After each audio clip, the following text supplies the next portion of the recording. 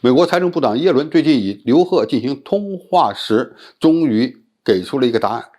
那不是中国需要美国，而是美国更需要中国。耶伦的表态反映了美国当前面临的危机。观众朋友、网友朋友，大家好，我是付前少。美国著名的国际战略专家基辛格曾经说过一句话，让中国人深受刺激。他说，如果美国失败了，那么对谁都不会好过，尤其是中国。基辛格表达的意思是，美国永远要当地球的主宰，中国离不开美国，而美国能离得开中国。在特朗普时代的中美关系，美国的选择实际上就在验证这句话。当美国出现巨额贸易逆差，新冠疫情不断蔓延的时候，特朗普政府选择了对中国的全面战略打压。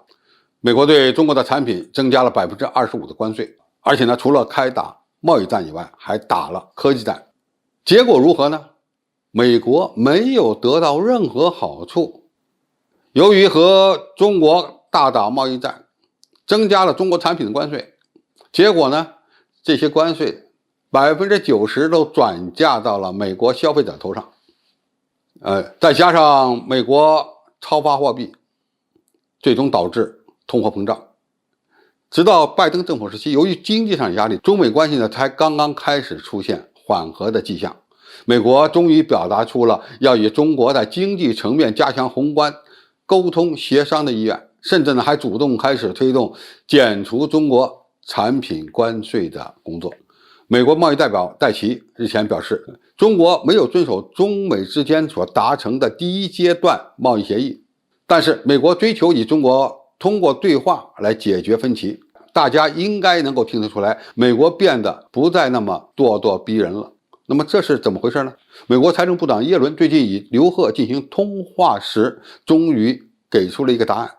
那不是中国需要美国，而是美国更需要中国。耶伦的表态反映了美国当前面临的危机。美国的主要港口积压了超过100艘的货轮，数十万的集装箱的积压造成了供应链危机，以及呢由此引发的打破了13年记录的通货膨胀水平。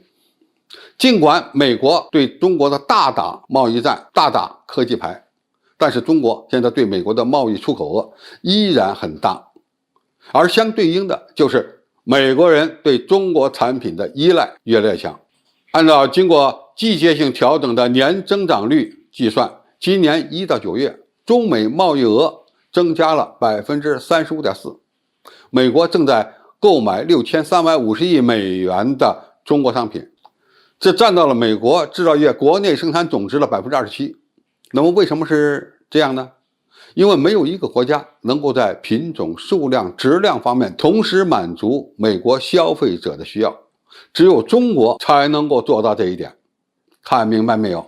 美国出的供应链危机、劳动力严重不足等问题，都依赖中美合作来解决。如果不是中国能够提供物美价廉的产品，美国的经济危机就会加速激化，可能会出现社会动荡，甚至呢造成金融危机。而美国一旦倒下，中国当然也会受到一定的冲击。当然最难受的应该还是美国。因此现在缓和两国的经贸关系，最着急的不是中国，而是美国，因为美国现在有求于中国。中美的这一轮贸易战的结果，让中国人认清了美国，也认清了自己。我们具备完整的供应链，对全球经济增加供给起到了任何国家都无法替代的作用。在新冠疫情冲击的时代，中国产品是全世界的刚需。美国只有放下身段来求中国，中美合作，世界经济才能在复苏中持续前行。只有这样，全球才有可能控制通货膨胀的水平。不过，美国要想中国更好的配合，就必须拿出诚意。中国早已经向美国政府呢亮明了态度，那就是完全消除对中国产品增加的关税，同时去除对中国的高科技产品的禁运。这并不只是中国的要求，也是美国商业团体甚至一些科技团体的集体意见。美国政府最近批准了上千亿美元的对华为和中兴的出口额，或者呢就是一个良好的开端。总之，虽然有些美国政客想遏制中国的崛起，但是还有更理性的美国人明白需要中国的帮助。美国离不开中国，离不开中国的产品，这将是中国未来与美国打交道的底气。希望有更多的美国人能够务实地看待中美双方的关系，从而加强中美双方的合作，这才是未来的大势所趋。好，今天的评述就到这里，谢谢大家收看，我们下期再见。